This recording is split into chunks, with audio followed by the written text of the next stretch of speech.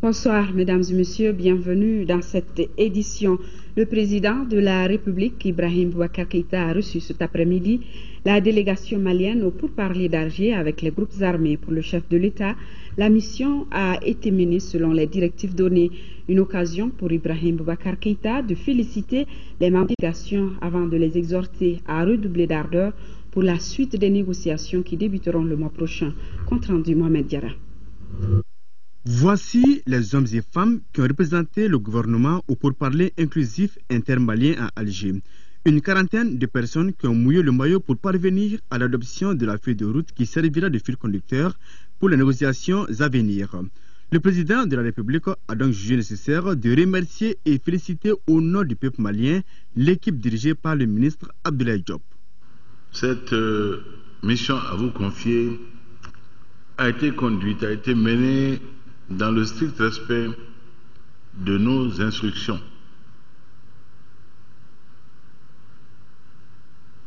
Configuration autour de 4 thèmes retenus avant le départ avec la mise en place des groupes sous l'égide des 4 ministres. Respect strict des lignes rouges, intégrité du territoire, unicité de la nation, laïcité de la République, indivisibilité du pays. Circonscrire les pourparlers dans des délais courts pour tenir compte des souffrances des populations. Engagement des partis sur des mesures de cessation des hostilités sur le terrain avec garantie de supervision de l'aménagement. Prise en compte, inclusion et participation des représentants des communautés du Nord dans le processus. Tout cela me semble avoir été respecté. Engagement à poursuivre la mission de retour au Mali par une communication nationale de bonne loi à mettre en œuvre pour informer l'ensemble des composantes de la nation malienne et en des termes accessibles à tous et à toutes. Information de nos partenaires, préparation plus minutieuse de l'équipe sur chaque point en vue de faire des propositions précises, chiffrées et qui ne laisseront aucune zone d'ombre pour permettre une bonne application de l'accord. C'est un pas qui vient d'être franchi vers le processus de paix au Mali avec l'adoption de cette feuille de route. Le Mali est donc sur la bonne voie pour une sortie de crise et la réconciliation est désormais en marche. Occasion pour le chef de l'État de saluer les efforts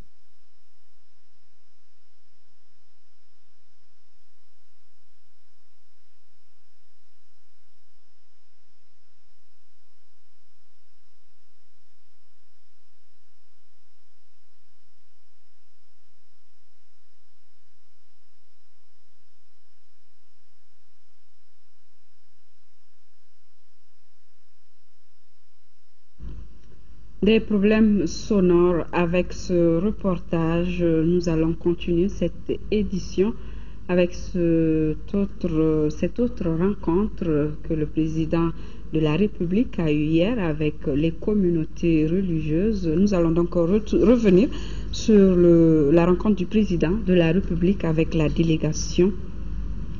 Pas cet élément non plus. Donc, voyons à présent la rencontre que le président a eue avec les communautés religieuses hier à Koulouba. Et contrairement à d'autres pays d'Afrique, le Mali ne connaît pas de conflit interreligieux. Chrétiens et musulmans vivent en bonne intelligence. Et les deux communautés entendent renforcer cette cohabitation pacifique.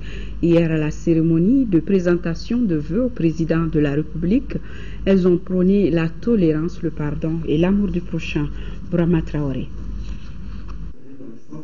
Unité dans la diversité, musulmans et chrétiens donnent la preuve au Mali. Deux communautés religieuses qui vivent en parfaite harmonie depuis des décennies. Une belle illustration du caractère laïque du pays qui est très cher aux autorités nationales. À la cérémonie de présentation des vœux au président de la République ce lundi, les deux communautés ont une fois de plus affiché leur unité et leur appartenance à une même valeur, le Mali. Permettez-moi, Monsieur le Président de la République, de remercier Monseigneur Jean Zerbo pour sa disponibilité et sa franche collaboration.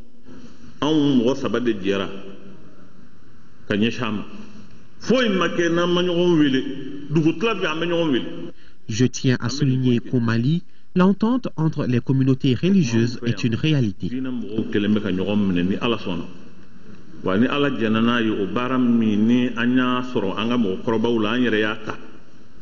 Si Dieu nous a rassemblés sur le même territoire, nous devons apprendre à vivre ensemble au-delà des différences religieuses, ethniques, culturelles, qui au lieu d'être des facteurs de division, doivent être plutôt des facteurs d'enrichissement réciproque. Qu'ils soient chrétiens ou musulmans, tous partagent les mêmes valeurs de tolérance, d'amour, de pardon et de l'acceptation de l'autre. Promouvoir davantage ces valeurs, c'est venir à bout de l'intégrisme, dit-on, ce que l'Église protestante appelle les zèles religieux. Que Dieu épargne à notre nation les zèles religieux aveugles, sans vraie connaissance de Dieu. Que Dieu nous accorde un zèle éclairé par la vraie connaissance de Dieu et l'amour sans hypocrisie du prochain. Excellence, Monsieur le Président de la République, vous venez de faire ce qui n'a jamais été fait avant vous, à savoir donner une opportunité aux chrétiens de venir présenter des vœux à l'occasion de l'Aïd el-Fitr. Nous nous sommes reconnaissants et vous contribuez ainsi à un plus grand rapprochement des confessions religieuses. Nous formulons le vœu que cette opportunité nous soit encore offerte de venir ici vous présenter nos vœux à l'occasion de la fête de Noël. Une première qui sera désormais une tradition a promis le président Ibrahim Boubacar Keïta. Pour le chef de l'État, la pérennisation de l'espace va renforcer davantage la cohabitation pacifique entre chrétiens.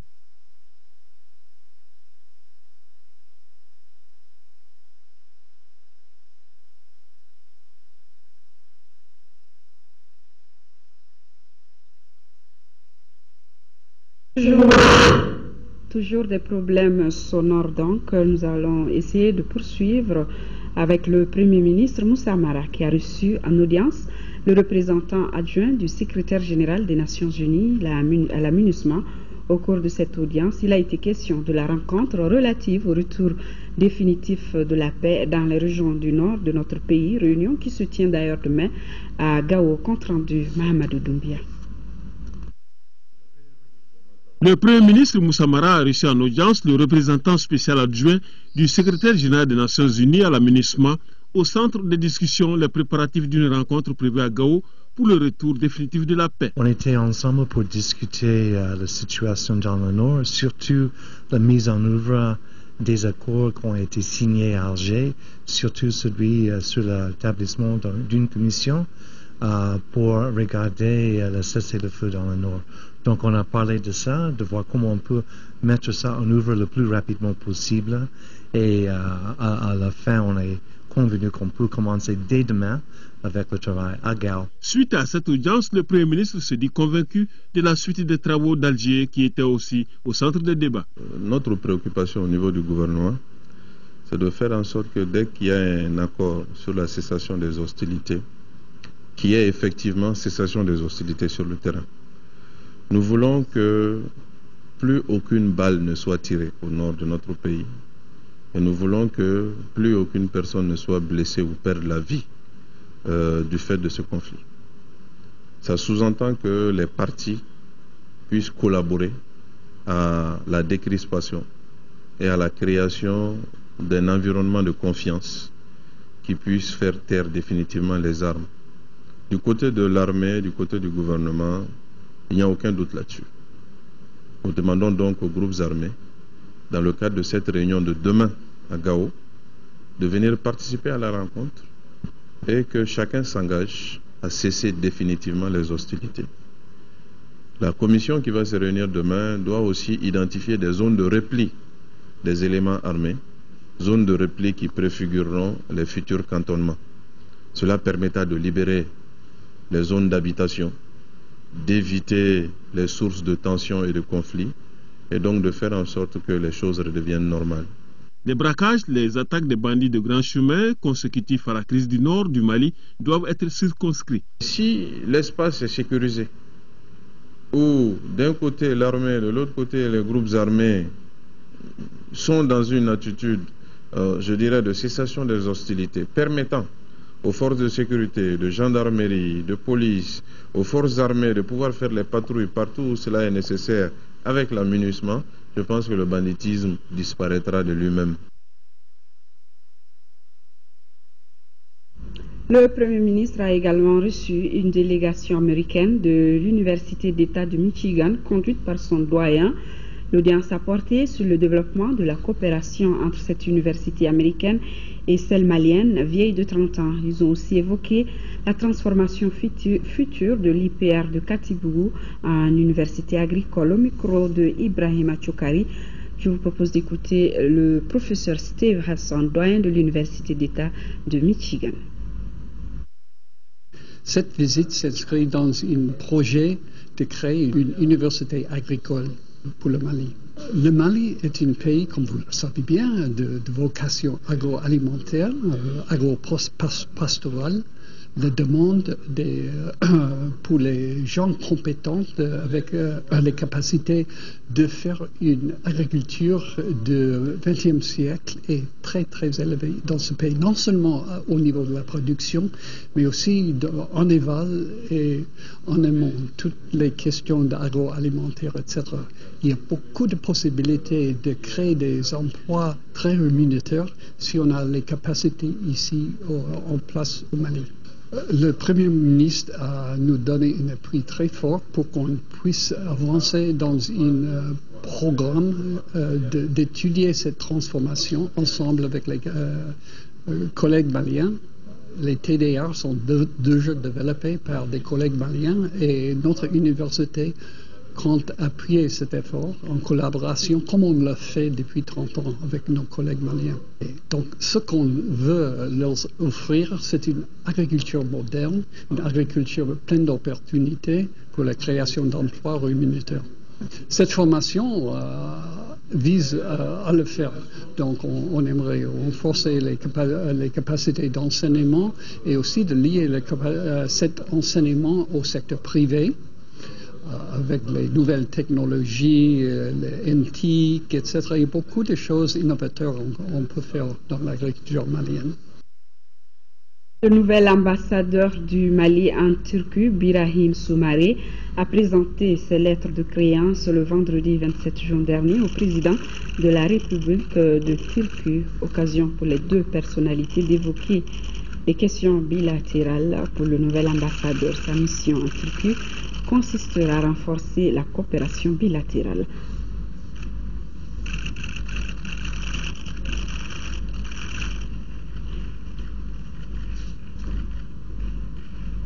Voilà donc le nouvel ambassadeur du Mali en Turquie qui a présenté ses lettres de créance. Le site du crash de l'avion de la compagnie d'Air Algérie, de plus en plus fréquenté en plus des forces armées maliennes, françaises MINUSMA et journalistes, les autorités du Mali, de la France et du Burkina Faso et aussi de l'Algérie étaient sur le lieu du crash sur place. Les experts sont à pied d'œuvre pour faire connaître les causes réelles de cette tragédie. Compte rendu d'Idrissa Koné. En visitant le lieu du crash, on se rend compte tout de suite de la gravité de cet accident. Dans cette partie du Gourma, la terre a tremblé sous la force de cet avion d'Air Algérie. C'est dans un rayon de 300 à 400 mètres que les morceaux de l'appareil sont éparpillés. Les spécialistes qui parlent moins se disent déterminés à analyser toutes les hypothèses pour faire la lumière sur les causes de ces crashs. C'est la raison pour laquelle rien n'est laissé au hasard. Nous travaillons de manière très minutieuse, de bande de terrain par bande de terrain, en découpant simplement la zone de façon tout à fait logique, en allant du plus loin au plus près, n'est-ce pas, en vraiment quadrillant le terrain avec nos amis du BE malien. Et nous décrivons les pièces, nous les inspectons, nous les photographions, nous les répertorions.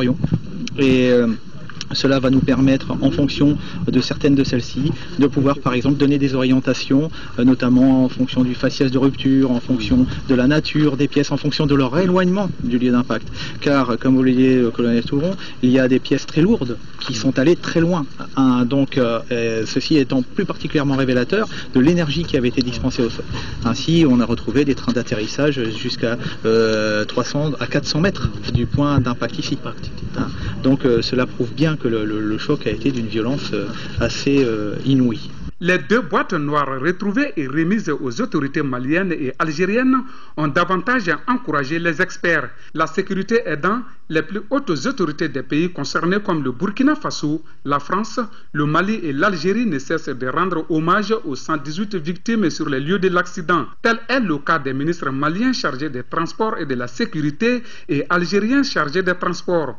Malgré les mesures sécuritaires très strictes pour les journalistes, notre équipe de reportage a traversé un Gourma émergé en cette période hivernale. Pour les besoins de la cause, les difficultés ne sont pas importantes.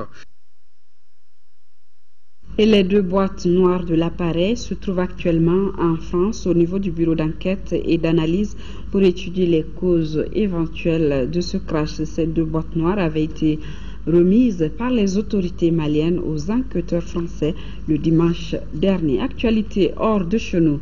Fête de Ramadan au Guamer, au Cameroun, où règne insécurité et confusion après l'enlèvement dimanche dans l'extrême nord d'une quinzaine de personnes. C'est le dimanche au petit matin qu'un groupe d'assaillants armés a pilonné à la roquette la résidence du vice-premier ministre en charge des relations avec les assemblées, tuant une quinzaine de personnes. Ils ont pris en otage son épouse, le sultan, le maire de Kolofata et quelques membres de leur famille. La célébration de l'Aïd el-Fitr, la fête marquant la fin du Ramadan, avait un goût amer lundi au Cameroun. Dans les mosquées, comme ici à Douala et les quartiers, les esprits étaient préoccupés par les attaques menées par la secte Boko Haram, venue du pays voisin, le Nigeria. Le principal thème de toutes les prières et de toutes les prêches dans les mosquées, ça a été la paix, la stabilité dans nos foyers, dans nos quartiers, dans nos villes. La prière est notre arme fatale contre l'ennemi d'où qu'il vienne. Et nous sommes rassérénés, nous sommes rassurés et nous sommes convaincus que Dieu va entendre cette prière pour maintenir notre pays dans la paix. 15 personnes tuées à Kolofata, une localité de l'extrême nord camerounais. Une douzaine de civils kidnappés, dont l'épouse d'un vice-premier ministre. Un choc pour tous. Quand vous voyez qu'il y a même attaque là au Nigeria, partout dans le monde, là, Irak, c'est les musulmans qui paient le plus lourd tribut du terrorisme. Et les innocents musulmans, bien sûr, moi je parle des innocents musulmans.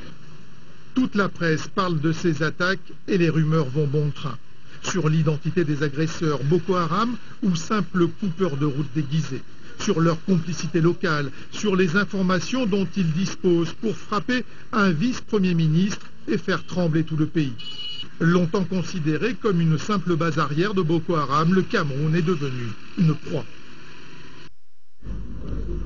Et le Nigeria en état d'alerte après un premier cas mortel de fièvre Ebola. Malgré cette alerte, le ministre de la Santé a annoncé qu'aucune frontière ne sera fermée. Le Nigeria n'a pas de bordure commune avec les 3 pays touchés par l'épidémie, à savoir le Libéria, la Sierra Leone et la Guinée.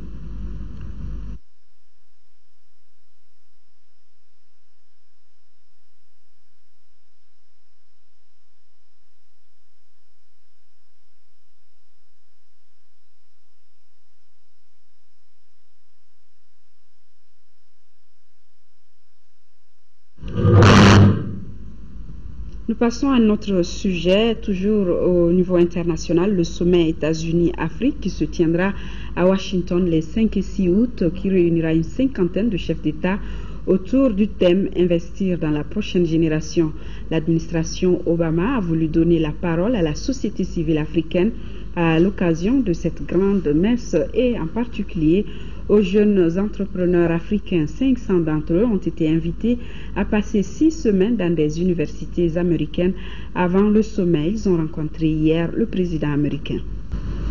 Mesdames, Messieurs, nous rencontrons quelques problèmes au niveau de la technique. Nous vous présentons donc toutes nos excuses et Nous allons poursuivre cette édition avec bien sûr le premier des reportages, celui du président de la République, Ibrahim Boubacar Keïta, qui a reçu cet après-midi la délégation malienne au pourparlers d'Alger avec les groupes armés. Pour le chef de l'État, la mission a été menée selon les directives données. Mohamed Diarra. Voici les hommes et femmes qui ont représenté le gouvernement au pourparlers inclusif intermalien à Alger. Une quarantaine de personnes qui ont mouillé le maillot pour parvenir à l'adoption de la feuille de route qui servira de fil conducteur pour les négociations à venir. Le président de la République a donc jugé nécessaire de remercier et féliciter au nom du peuple malien l'équipe dirigée par le ministre Abdoulaye Diop. Cette mission à vous confier a été conduite, a été menée dans le strict respect de nos instructions.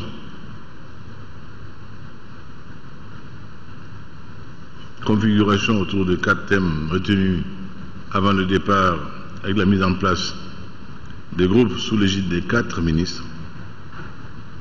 Respect strict des lignes rouges, intégrité du territoire, unicité de la nation, laïcité de la République, indivisibilité du pays. Circonscrire les pourparlers dans des délais courts pour tenir compte des souffrances des populations.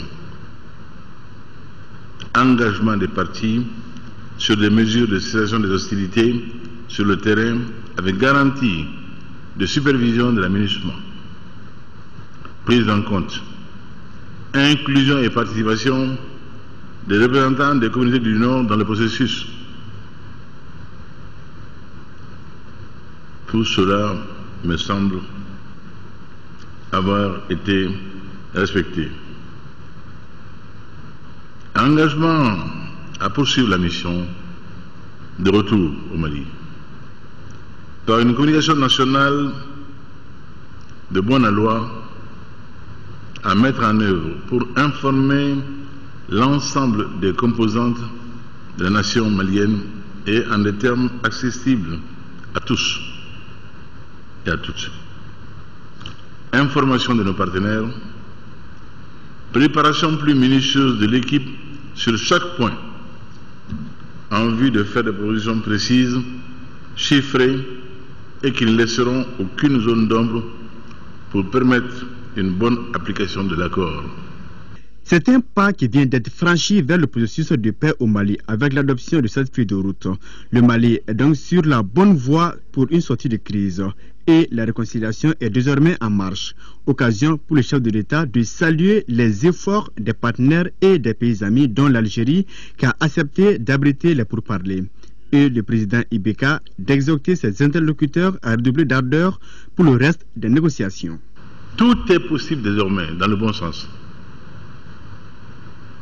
Sans optimisme béat, il nous appartient maintenant de travailler sérieusement, très sérieusement, à l'approfondissement de tous les points convenus. La mission n'est pas terminée, elle est loin de l'être. Et même lorsqu'elle le sera, en termes d'achèvement heureux des négociations et d'accord final, vous aurez tout le restant de votre vie à surveiller comme le lait sur le feu, à l'adoption duquel vous auriez consacré une partie sensible et grave de votre vie. Nous serons tous comptables de cela. Certains en ont l'habitude déjà, qui avaient porté sur les fonds baptismaux le pacte national. Je suis certain que l'évolution nationale ne les a plus jamais laissés indifférents. Surtout l'évolution de la situation dans le nord du Mali. Il en sera de même pour chacune et chacun d'entre vous. Ces choses-là me tenaient vraiment à cœur. D'abord, le devoir de remerciement et de félicitations à ce stade. Je dis bien à ce stade. De ce qui a été accompli et qui est fantastique. Vous dire, mais c'est une injure que je vais vous faire en vous le rappelant, vous le savez. Toutes les tâches qui doivent venir. Et ce qu'elles vont impliquer pour vous d'engagement, de don de soi encore et de détermination patriotique au quotidien. Vous allez soulager les cœurs. Puissions-nous les conforter pour toujours, pour que ce pays se dédie à la seule mission qui vaille. Travailler pour stabiliser ce pays. Travailler pour que nous ayons enfin un État digne de ce nom. Dans tous les compartiments, la tâche est colossale. La méthode, l'organisation ne sont pas souvent à l'œuvre. Ne sont presque jamais à l'œuvre. Au point qu'on se demande si nous ne payons pas de mots tous en parlant d'État. L'État est une rigoureuse exigence d'organisation, de structuration, de méthode. L'accord qui sera donc issu de ces négociations ouvrira la voie au développement. Je souhaite que jusqu'au dernier souffle, cette flamme ne cesse de brûler en moi. Un Mali pluriel, mais un Mali uni. Un Mali en confort. Un Mali confortable pour tous ses enfants, pour tous ses fils, pour toutes ses filles, pour nos vieux, qui nous ont fait ce que nous sommes et qui pour certains sont dans la peine aujourd'hui, du fait de nos incompréhensions et de nos manquements, de nos déficits, de nos mauvaises façons de faire. Notre malgouvernance est interpellée très fortement. Très fortement. Et je peux vous donner l'assurance qu'en ce qui me concerne, je n'aurai de cesse que ceux qui doivent faire le choix, et cela dans les meilleurs délais. Le président de la République a profité de l'occasion pour présenter ses vœux de succès et de réussite aux membres de la délégation. Contrairement à certains pays, le nôtre ne connaît pas de conflits interreligieux. Chrétiens et musulmans vivent en bonne intelligence et les deux communautés entendent renforcer cette cohabitation pacifique. Hier, à la cérémonie de présentation de vœux au président de la République, elles ont prôné la tolérance, le pardon et l'amour du prochain. Brahma Traoré. Unité dans la diversité. Musulmans et chrétiens donnent la preuve au Mali. Deux communautés religieuses qui vivent en parfaite harmonie depuis des décennies. Une belle illustration du caractère laïque du pays qui est très cher aux autorités nationales. À la cérémonie de présentation des vœux au président de la République ce lundi, les deux communautés ont une fois de plus affiché leur unité et leur appartenance à une même valeur, le Mali. Permettez-moi, Monsieur le Président de la République, de remercier Monseigneur Jean Zerbo pour sa disponibilité et sa franche collaboration.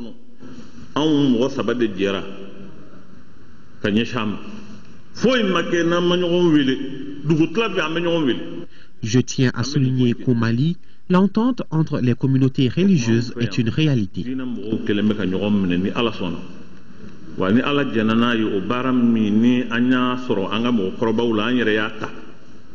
Si Dieu nous a rassemblés sur le même territoire, nous devons apprendre à vivre ensemble au-delà des différences religieuses, ethniques, culturelles, qui au lieu d'être des facteurs de division, doivent être plutôt des facteurs d'enrichissement réciproque.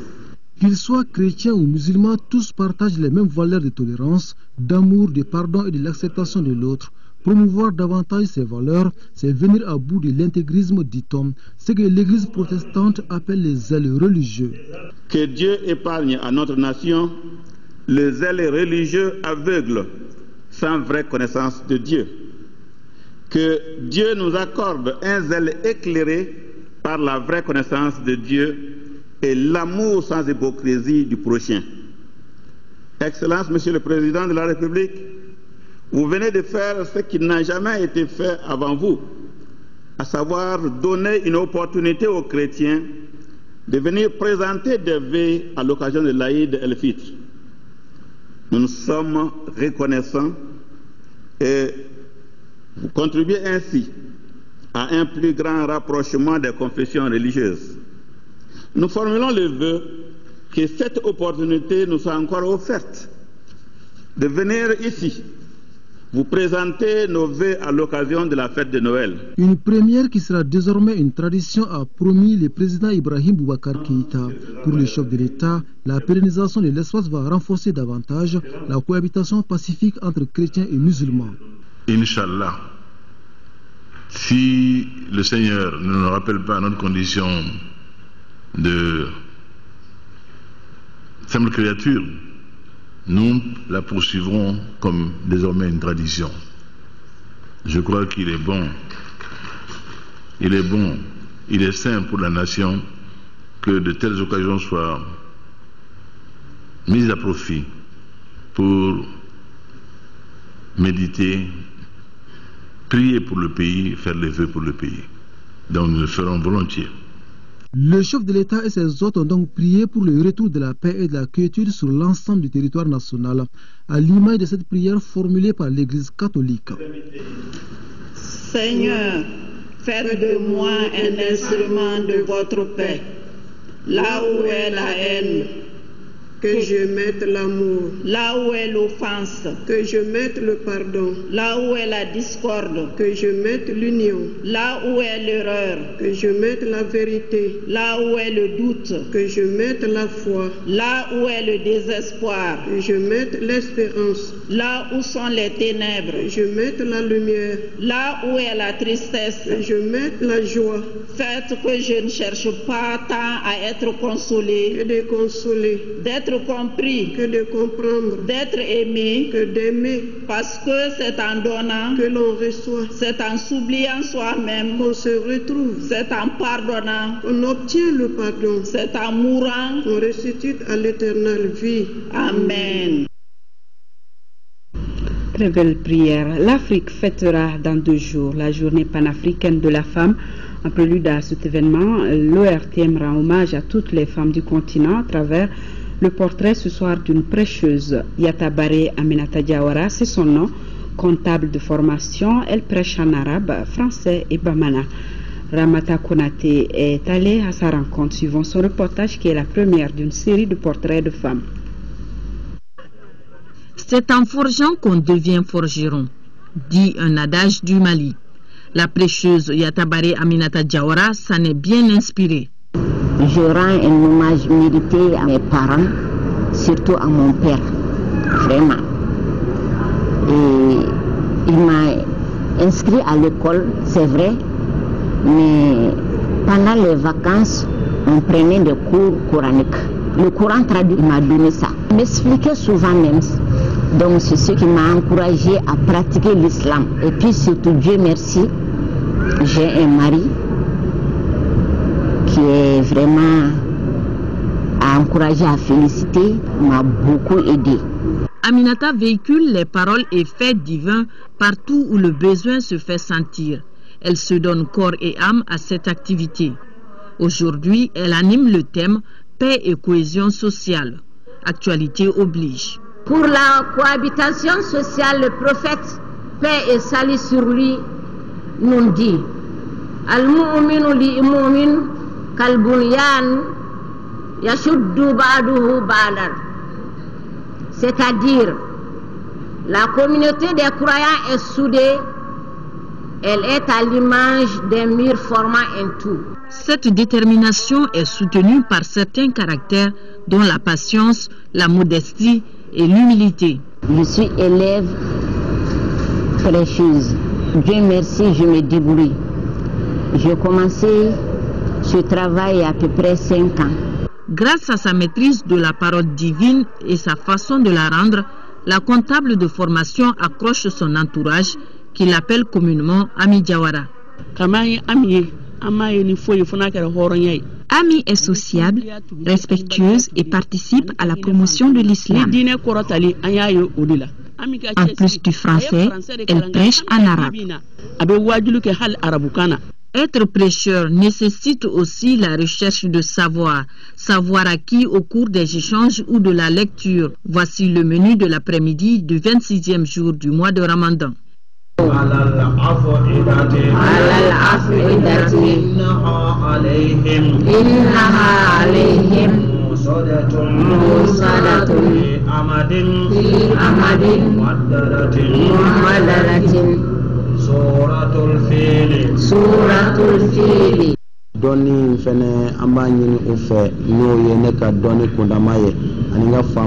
Tout ce que nous demandons à Ami, c'est l'application des connaissances acquises. Cela afin de contribuer au changement de comportement des populations, ce qui fera notre fierté.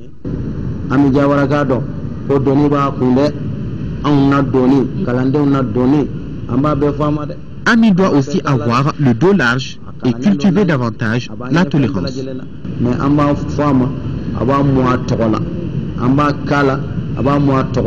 Pour accomplir convenablement ces lourdes tâches, Aminata Diawara est soutenue par sa famille et autres proches, ce qui l'aide dans la gestion de son triple programme, prêche, cours de français à l'école, famille.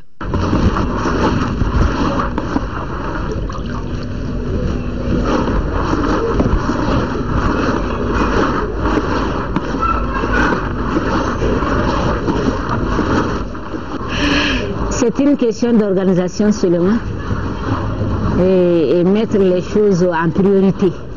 Mariée depuis 28 ans, Aminata est mère de 7 enfants. Âgée de 49 ans, elle prêche en arabe, français et bambara. Aminata donne aussi des cours de français. Ces professions riment bien avec le combat de la religieuse, lutte contre l'ignorance. Yatabari Aminata Diawara invite les uns et les autres à aller à la connaissance et à la découverte de l'islam. Le dossier de cette édition, les petits métiers générateurs de revenus comme la restauration ou encore la teinture qui émerge à Gao après la crise. Des bonnes volontés et leurs partenaires se donnent le devoir de recenser, former et insérer les jeunes filles déscolarisées, non scolarisées et déplacées de la cité des Askia. Un véritable engagement qui nécessite la disponibilité des employés et des employeurs. Une soixantaine de filles désespérées vient de suivre un mécanisme de réinsertion de l'ONG Solidarité Enfants, Femmes et Familles démunies et de son partenaire FAFPA.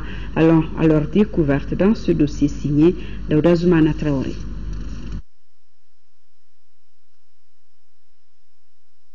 Le cas des filles déscolarisées, non scolarisées et déplacées reste préoccupant. Carrément déconnectées, ces filles ne savent à quel sein se vouer, d'où cet engagement de l'ONG Solidarité Enfants, Femmes et Familles démunies. La formation, ça rentre dans le cadre de la lutte contre la pauvreté, l'émergence et puis surtout l'autonomisation des filles et les filles déscolarisées, non scolarisées et les filles déplacées. Nous n'allons pas nous arrêter là, nous allons chercher encore d'autres fonds pour former d'autres parce qu'il y en a beaucoup. Après constat, cette ONG a engagé une véritable campagne dans le but de donner de l'espoir à ces filles. Avant de les prendre en charge pour leur apprentissage complet, un recrutement a été mené dans tous les quartiers de la ville de Gao avec l'aide des écoles, des chefs de quartier et parfois des chefs de famille afin d'avoir celles qui sont véritablement dans le besoin. Partant des moyens dont l'ASFED dispose, 60 filles déscolarisées, non scolarisées et déplacées ont été recensées. Les corps de métiers choisis sont la saponification, la cuisine et la teinture.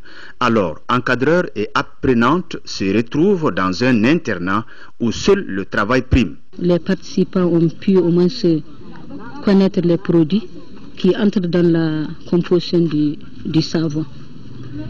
Donc ils ont fait la théorie, en même temps la pratique. Ils étaient vraiment dans la formation, on leur a appris beaucoup de mains.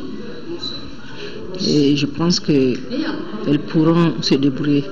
D'intenses activités ont été entreprises par les apprenantes et leur encadrement durant plusieurs semaines et au bout du rouleau, les bénéficiaires ne cachent pas leur satisfaction. Cette formation m'a apporté beaucoup puisque j'ai appris à faire plein de trucs que je ne savais pas, dont la fabrique du savon. On a beaucoup appris de cette formation et c'est des initiatives vraiment à encourager pour que les autres serres puissent bénéficier. J'ai appris à faire la teinture. Les différentes crayons comme le bagakene, les chichas, le bleu turquoise et le café couleur chocolat, comme ça, avec de la bougie aussi. L'exposition des objets, produits et mets fabriqués et préparés par ces filles et leurs encadreurs a été visitée par les autorités administratives et politiques de la région. J'en appelle aux partenaires de bien soutenir les gens qui ont de bonnes œuvres, de bonnes initiatives et qui ont l'intention, n'est-ce pas, d'appuyer nos jeunes filles, parce qu'aujourd'hui nous savons que former une fille, c'est former une nation. La meilleure des formations, c'est la formation continue. Par les temps qui courent, une seule formation ne suffit plus. Il faut de la formation continue et il faut se mettre à niveau constamment et sans relâche. Maintenant, l'ONG ASFED et son partenaire le FAFPA cherchent des voies et moyens pour l'insertion de ces 60 filles et à leur propre compte. Patrouille de grande envergure en 5e région, un prélude à la fête de Ramadan, l'Aïd el-Fitr. Objectif, sécuriser plusieurs axes routiers afin de minimiser les infractions à la veille de la fête. Mahamar Ibrahim Touré. À la suite d'un cambriolage survenu à la station Hydro-Sahel de Sévaré il y a quelques mois, une cinquantaine d'hommes composés de la garde nationale, l'armée, la gendarmerie et la police nationale ont été mobilisés pour une patrouille de grande envergure. Elle intervient à la veille de la fête l'Aïd el-Fitr et les consignes sont claires. Et cette patrouille a été initiée lors de la réunion du comité régional de sécurité présidé par le gouverneur. Il faut sécuriser les citoyens avant, pendant et après la fête. Je la veux professionnelle, respecter les citoyens, être courtois, pas de violence inutile. Chaque chef de patrouille est en coopération avec le chef de la patrouille. Chaque équipe doit fournir un résultat. À chaque équipe, l'efficacité, la ponctualité et l'assiduité au niveau de chaque point. Les agents répartis entre 6 véhicules ont sécurisé les principaux axes routiers de Sévaré et de Mopti. Nous avons reçu des instructions de la part de notre directeur général, donc de contrôler systématiquement juste les véhicules et fouiller juste les occupants qui se trouvent juste à bord juste de ces véhicules-là. On a contrôlé juste quelques véhicules, donc c'est les gens qui viennent juste fêter. Cette opération a permis de saisir 9 motos Jakarta pour mauvaise circulation et défaut de pièces. Les usagers ont été appelés à la prudence en cette veille de fête. Les consignes respectées et l'objectif atteint. La patrouille a duré de minuit à 5 heures du matin. Et sport à présent, la finale de la 3e édition de la Coupe du Mali de foot féminin opposera jeudi l'AS Real à l'AS Mandé à partir de 14 h. De l'autre côté, la 54e Coupe du Mali mettra aux prises les 11 créateurs au Djoliba AC à 17 h. Les finalistes ont reçu ce matin les équipements de la part de la Fédération malienne de football. Khalifana Mantraori. Les 4 équipes finalistes de la Coupe du Mali 2014 s'habilleront du neuf. La Fédération malienne de football et Orange Mali se sont acquittés une fois de plus de ces devoirs visant à encourager les clubs. Si chez les hommes, la tradition est bien ancrée depuis quelques années, les dames, elles, sont à leur première. L'AS Real et l'AS Mandé ont ainsi reçu leur tenue de fête à la grande satisfaction de la responsable chargée du football féminin. Mes attentes par rapport à cette finale, c'est que ça soit une finale réussie. Ce que nous voulons, c'est la vulgarisation et la promotion du football féminin. C'est la panafricaine des femmes, donc c'est à point nommé. Raison pour laquelle les femmes doivent sortir vraiment nombreuses pour venir assister à cette finale-là. Au-delà de ça, je lance un appel vraiment à tous les publics sportifs maliens, pas seulement le public du football féminin, que les hommes aussi viennent tôt, le jeudi à 14 h, pour nous soutenir. Et nous aussi, nous allons rester au stade pour les soutenir. 11 créateurs et Djoliba AC qui joueront la finale de la 54e édition se sont vus offrir une nouvelle fois des équipements sportifs après ceux des demi-finales. Nous demandons au public de venir très nombreux pour soutenir les dames parce qu'elles savent jouer, elles vont faire un bon jeu et c'est pour vraiment le développement du football féminin chez nous, vraiment qu'on veut que le public soit vraiment à 14 h. Nous demandons vraiment le fair play et beaucoup de monde pour que cette fête soit belle, parce qu'il y a eu beaucoup d'innovations cette année. Et le fait de jouer ces deux finales ensemble, nous voulons que les gens viennent beaucoup pour vraiment montrer que le Mali est debout. Les filets de l'événement ont été fournis par Abouakar Foulani Diko. J'ai offert ces filets à la Coupe du Mali en faveur du président Bourema Bokar Keïta qui va faire la visite. C'est pour ça que j'ai offert ce filet au président de la Fédération malienne de football.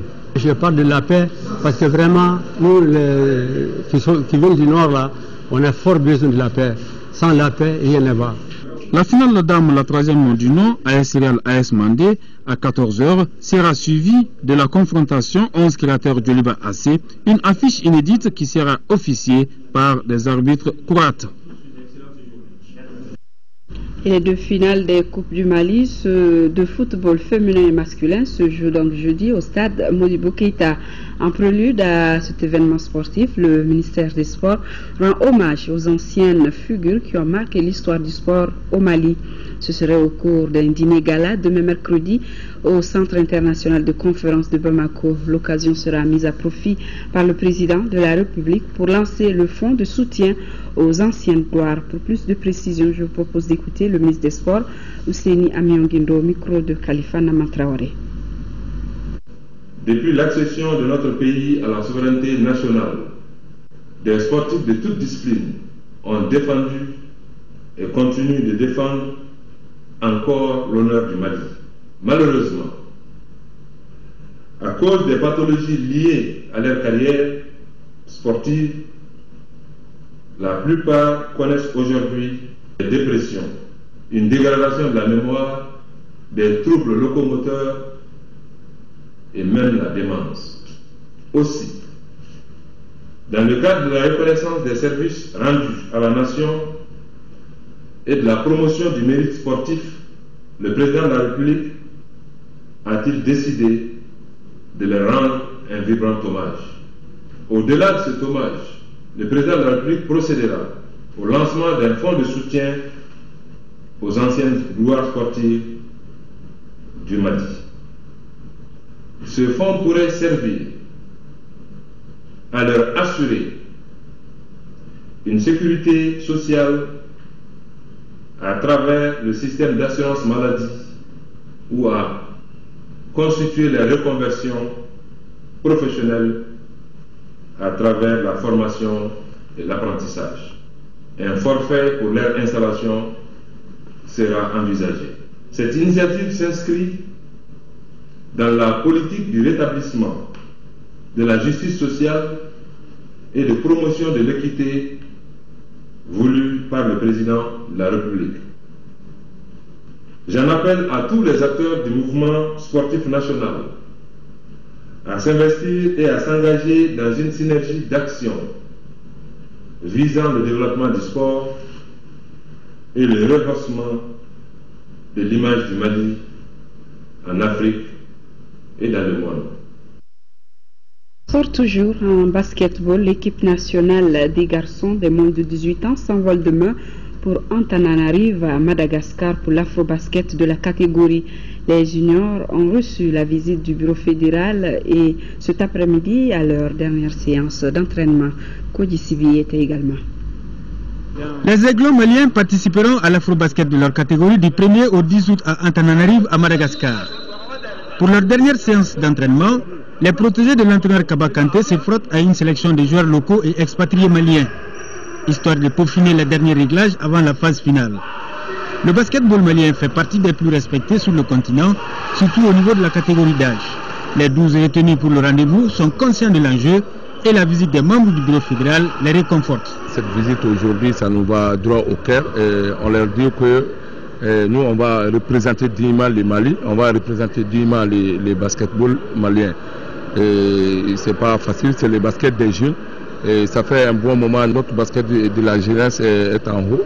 Nous, on va faire tout pour les maintenir en haut et faire de notre maximum et notre mieux ce que nous savons faire pour faire soulever les drapeaux maliens très haut à Madagascar. On vous remercie pour votre soutien et votre collaboration envers nous. On est là, on sait que c'est l'équipe nationale, mais on va se battre pour avoir la coupe. Inch'Allah. Les Aiglons maliens doivent se battre pour faire honneur au rang du basketball malien sur la scène africaine. Ils en ont les moyens. Derrière vous, de Caille jusqu'à Kidal, il y a près de 16 millions de Maliens qui seraient fiers, très fiers, si au retour, nous allons vous accueillir à l'aéroport avec le trophée. Et il faut surtout penser à ça, c'est le plus important. Pensez à ça d'abord, plus qu'à toute autre chose. Tout le peuple malien attend une consécration de votre part. Je sais que vous êtes des sportifs assez avertis et que vous avez beaucoup de qualités et que vous pouvez vraiment très bien défendre les couleurs du Mali. En tout cas, tout le peuple malien compte sur vous et nous osons espérer que vous allez revenir avec le trophée, Inch'Allah. Vous en avez les moyens et nous vous souhaitons beaucoup de courage et de détermination. Il faut signaler que le tirage au sort des poules sera effectué sur place à Madagascar, juste à la veille de la compétition. Très bonne chance aux Aiglons. C'est la fin de cette édition. Je vous présente toutes nos excuses pour les problèmes rencontrés au cours de ce journal. L'info reprend ses droits demain à 10h et 13h. Une présentation de Khadija Toukoni. Je vous retrouve pour les éditions du soir. Très bonne suite de nos programmes.